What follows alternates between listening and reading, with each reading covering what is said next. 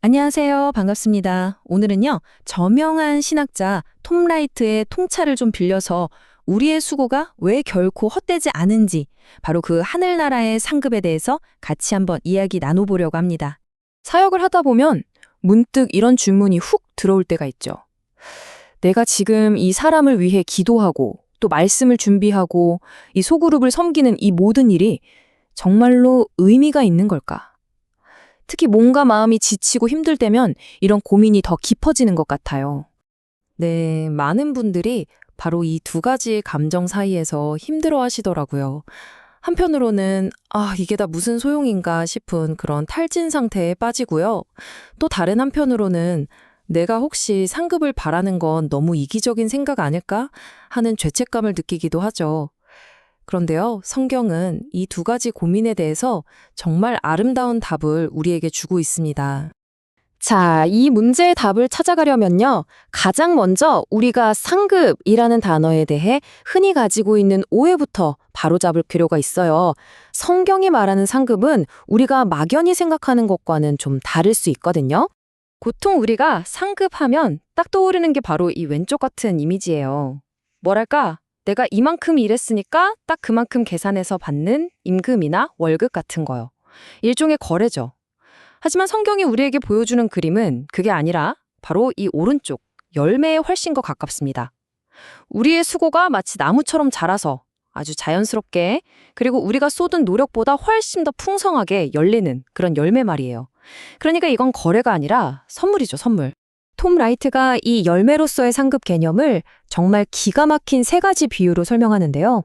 이걸 들어보시면 하고 무릎을 탁 치실 거예요. 한번 보세요. 부부가 서로 노력해서 얻게 되는 그 깊은 친밀감 있잖아요. 이건 대가가 아니죠. 또 수많은 시간 연습한 끝에 터져나오는 완벽한 골프샷의 그 짜릿한 기쁨, 그리고 정말 고되게 공부해서 원어로 고전을 읽어낼 때의 그 감격, 이 모든 게 바로 그 열매입니다. 노력에 대해 계산된 대가가 아니라 그 활동 자체와 아주 유기적으로 연결된 비교할 수 없이 큰 선물인 거죠. 자, 그럼 다음으로 넘어가서 오늘날 우리가 하는 이 수고가 하나님의 궁극적인 미래와 대체 어떻게 연결되는지 그 핵심이 되는 성경 구절을 통해 한번 살펴보겠습니다. 고린도전서 15장은요. 바울 서신 전체에서 부활에 대해 가장 길고 또 신학적으로 가장 깊이 있게 다루는 장입니다. 그런데 이렇게 위대한 장의 마지막 결론이 정말 의외예요. 아주 실용적이거든요. 바울은 자, 이제 우리에겐 부활의 소망이 있으니 편히 쉬어도 됩니다. 이렇게 말하지 않아요. 오히려 정반대의 이야기를 합니다. 바로 이 지점입니다. 이게 핵심이에요. 부활의 약속이 있으니까 이제 다 됐네. 좀 쉬자. 이게 아니라는 거죠. 정반대예요. 바로 그 부활 때문에 우리가 지금 하는 이 모든 수고가 절대로 헛되지 않을 거라는 뭐랄까 일종의 보증수표가 생긴 거거든요. 그렇기 때문에 더욱더 힘을 내서 주님의 일을 해야 할 이유가 된다는 겁니다. 부활에 대한 믿음이 곧 우리의 일이 헛되지 않다는 확신의 뿌리가 되는 거죠. 톰 라이트는 이 진리를 아주 아름다운 석공의 비유로 설명합니다. 우리의 지금 이 일이 하나님의 그 영원한 계획 안에서 도대체 어떤 의미를 갖는지 정말 잘 보여주는 이야기예요. 바로 이게 우리의 역할을 너무나도 명확하게 보여주지 않나요? 우리는 마치 위대한 성당을 짓는 한 명의 석공과 같은 거예요. 전체 설계도를 다 보지도 못하고 내가 지금 정성껏 조각하는 이 돌멩이 하나가 나중에 어디에 쓰일지 정확히 알지 못할 수도 있습니다.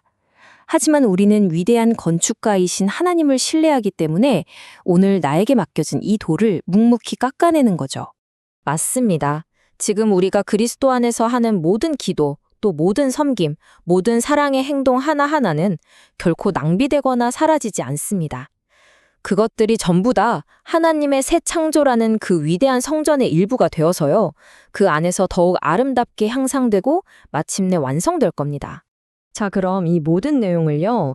지금 여러분이 계신 사역 현장에 바로 적용할 수 있는 세 가지 실질적인 격려의 메시지로 한번 정리해 보겠습니다.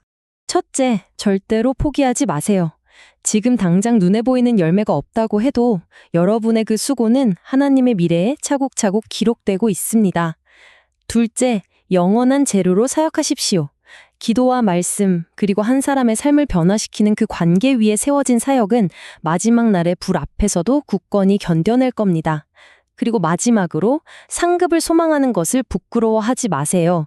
그건 이기적인 게 아니라 내 삶이 하나님의 위대한 이야기 속에서 분명한 의미가 있다는 믿음의 표현이니까요. 마르틴 루터가 남긴 아주 유명한 말이죠. 내일 세상의 종말이 온다 해도 나는 오늘 한 그루의 사과나무를 심겠다. 아니, 어떻게 이런 고백이 가능할까요? 그건 바로 우리가 심은 그 나무가 절대로 낭비되지 않을 거라는 걸 알기 때문입니다. 하나님께서 그 나무를 기억하시고 그분의 새 창조 안에서 반드시 의미를 부여해 주실 것을 믿기 때문이죠. 오늘 이 이야기를 마음에 새기면서 스스로에게 이 질문을 한번 던져보면 어떨까요? 보이지 않는 곳에서, 또 누가 알아주지 않는 그 자리에서 묵묵히 섬기고 계신 모든 분들, 여러분의 수고는 정말 결코 헛되지 않습니다. 그렇다면 여러분이 오늘 심을 사과나무는 무엇입니까?